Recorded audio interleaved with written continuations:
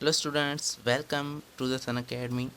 इस वीडियो में हम एक और टॉपिक स्टार्ट करेंगे अल्काइल हैलाइड्स का, और इसमें हम physical properties of alkyl halide, preparation of alkyl halide and reactivity of alkyl halide, ये छोटे छोटे टॉपिक्स को कवर करेंगे।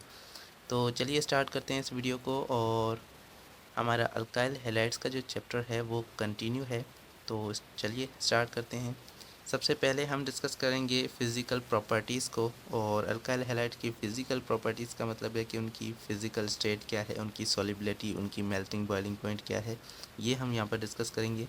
तो सबसे पहले फ़िज़िकल स्टेट को देखें तो आपको हमेशा पता है कि अल्केन और अल्केन के अंदर भी हमने पढ़ा था कि जिसके अंदर लोअर हाइड्रोकार्बन चेन होती है वो लिक्विड और गैसेस होते हैं, जबकि 18 कार्बन से ज़्यादा जिनके पास मौजूद होते हैं कार्बन एटम्स और हायर हायर चेन्स होती हैं तो वो सॉलिड्स होते हैं। तो ये वैसे ही है जैसे हमारे पास अल्केन होते थे, लिक्विड एग और गैसेस होंगे ये। अ, ऐसे अल्काइल हैलाइड जिनके पास लॉन्गेस्ट चेन मौजूद है और बड़ी चेन है, जैसे कि कार्बन 10 कार्बन 20 कार्बन के अंदर मौजूद हैं, तो वो हमारे पास क्या होंगे, लिक्विड और गैसेस होंगे।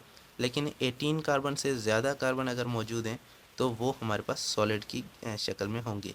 तो क्योंकि ये इसलिए है क्योंकि यहाँ पर लंदन डिस्पर्जन फोर्सेस होती हैं, क्योंकि अगर लॉन्गेस्ट चेन होगी, बड़ी चेन होगी, तो उनके मॉलिक्यूल्स के बीच में क्या होगा, लंदन डिस्पर्जन फोर्सेस जो है वो मौजूद होंगी। तो उनके बीच में जब लंदन डिस्पर्जन फोर्सेस होंगी तो वो आपस में उनको कनेक्ट करके रखेंगी, और वो जो है लिक्विड और गैसेस से लिक्विड के अंदर और लिक्विड से गैसेस से लिक्विड के अंदर और लिक्विड से वो कलरलेस सॉलिड्स के अंदर जा रहे होते हैं। तो जिस तरह से वो चेन बढ़ती जाती है, चेन बड़ी होती जाती है, तो वो आगे चल के वो पहले तो गैसेस होते हैं, उसके बाद वो लिक्विड बन जाते हैं और उसके बाद वो सॉलिड्स बन जाते हैं। जैसे ही आप उसकी चेन को बढ़ाते रहेंगे उसके अंदर कार्बन ज़्यादा होते जाएंगे तो वो उनकी स्टेट जो है वो चेंज होती रहेगी। उसके बाद हमारे पास है सॉल्युबिलिटी, और ये आपको पता है अल्काइल हैलाइड्स क्या है, स्लाइटली सॉल्युबल इन वाटर हैं। ऐसा क्यों है, क्योंकि ये हाइड्रोजन बॉन्ड्स नहीं बना सकते वाटर के साथ, लेकिन ये ऑर्गेनिक सॉल्वेंट के अंदर ये क्या हैं, सॉल्युबल हैं।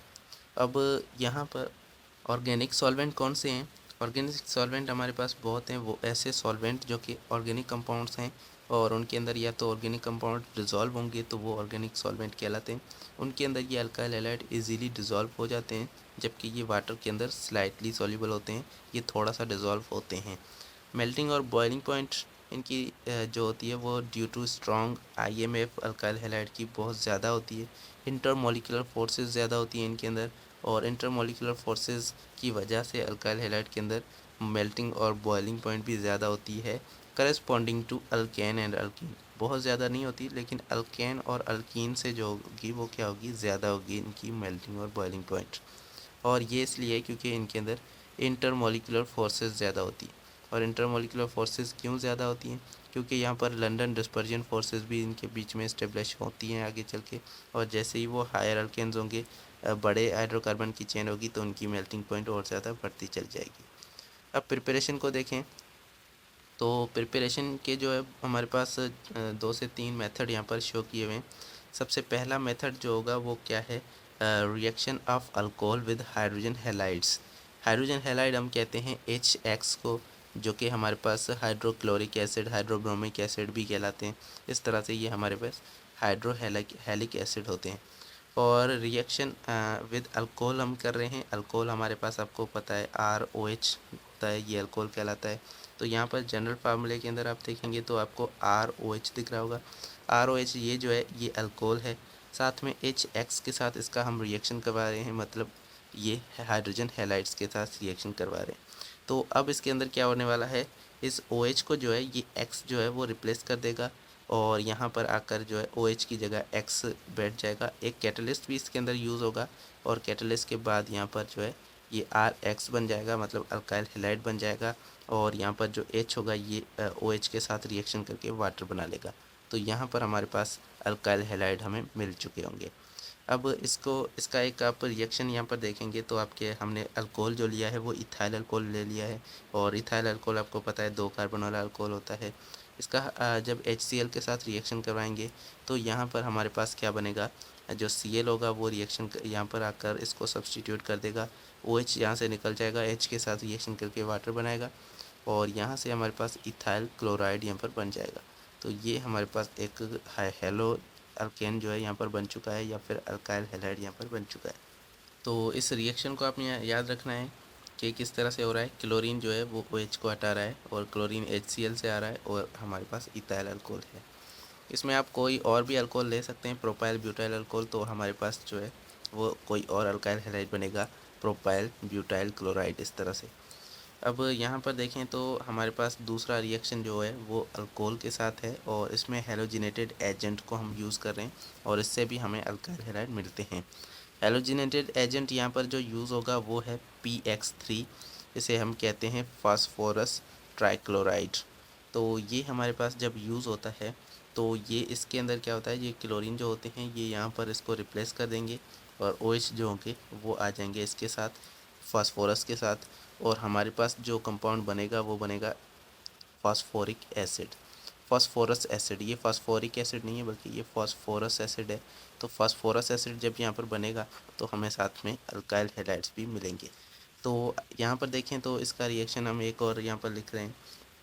हमारे पास 3 जो है वो इथाइल अल्कोहल हैं, 3 इथाइल अल्कोहल के मोल्स हमने लिए हैं और यहाँ पर हम उसका रिएक्शन करवा रहे हैं PCl3, फास्फोरस ट्राइक्लोराइड। देखें ट्राई हैलाइड की जगह ट्राइक्लोराइड भी आ सकता है, ट्राई ब्रोमाइड भी आ सकता है।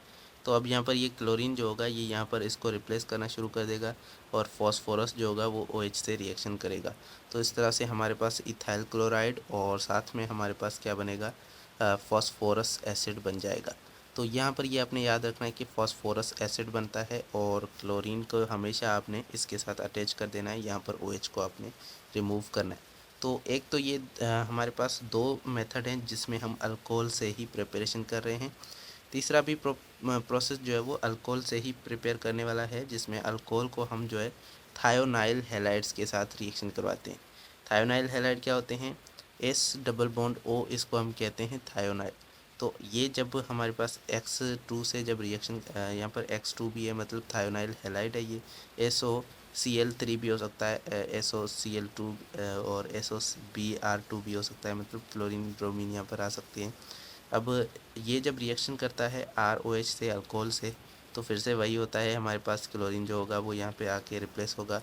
साथ में हमारे पास एक तो SO2 गैस बनेगी और दूसरा हमारे पास HCl बन जाएगा। ये दूसरा Cl जो होगा वो H के साथ यहाँ पर रिएक्शन करेगा तो HCl बन जाएगा और साथ में SO2 गैस बन जाएगी। तो ये हमारे पास मिथाइल अल्कोहल और थायोनाइल क्लोराइड जब रिएक्शन करेंगे तो मिथाइल क्लोराइड हमें मिल जाएगा और ये हमारे पास हमारा मेन प्रोडक्ट है। बाकी ये जो प्रोडक्ट हैं ये बाय प्रोडक्ट हैं। तो इस तरह से हमारे पास ये रिएक्शन होगा, इसको आपने याद रखना है। एक और प्रोडक्ट है जो हम यहाँ पर जो रिएक्शन हम पहले ही डिस्कस कर चुके हैं अल्केन वाले चैप्टर के अंदर, और ये किस तरह से है कि आप अल्केन से बनाते हैं, अल्केन की हेलोजिनेशन करते हैं। तो ये आपने हेलोजिनेशन ऑफ अल्केन वाले चैप्टर के अंदर पढ़ी होगी, जिसमें यहाँ पर हम सपोज़ मीथेन के साथ क्लोरीन की हेलोजिनेशन कर रहे हैं तो हमें मिथाइल क्लोराइड मिल रहा है, साथ में HCl मिल रहा है। क्लोरीन जो होगा वो इसके यहाँ पर H को हटा देगा और H जो होगा वो दूसरे क्लोरीन के साथ रिएक्शन करेगा, HCl बन जाएगा और यहाँ पर ये हमारे पास क्या बन जाएगा, CH3Cl मिथाइल क्लोराइड। तो 1 or more hydrogen atom are substitute, एक या एक से ज़्यादा आप हाइड्रोजन को रिमूव करके वहाँ पर हेलोजन को अटैच कर सकते हैं। प्रेजेंस ऑफ सनलाइट, वहाँ पर सनलाइट की मौजूदगी में हाई टेम्परेचर पर ये रिएक्शन होता है। तो अगर आप इसको देखें तो यहाँ पर लिखा है नॉट एफिशिएंट मेथड। ये जो मेथड है ये ज़्यादा एफिशिएंट नहीं है, यहाँ पर हम जो चाहते हैं वो हमें ज़्यादा नहीं मिल पाएगा। ऐसा क्यों है, ऐसा इसलिए है क्योंकि यहाँ पर जो टेम्परेचर हम देंगे तो यहाँ पर ये क्लोरीन जो है यहाँ पर एक बार हाइड्रोजन को रिमूव करेगा, फिर से ये क्लोरीन ऐसा होगा कि कभी ये क्लोरीन का मॉलिक्यूल इस मॉलिक्यूल के साथ रिएक्शन कर देगा और यहाँ पर इस एक और हाइड्रोजन को हटाकर यहाँ पर CH2Cl2 ये बना लेगा और ये हमारे पास होता है मीथेन डाइक्लोराइड।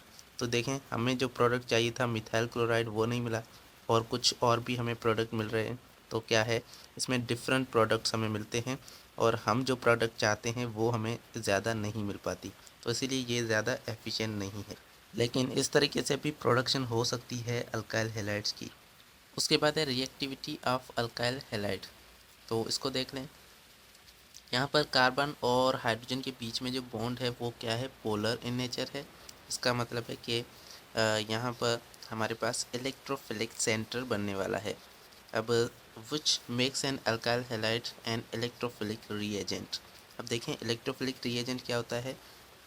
यहाँ पर इस स्ट्रक्चर आप थोड़ा सा गौर करें तो यहाँ पर आपके पास क्लोरीन मौजूद है और ये कार्बन के साथ बॉन्डेड है।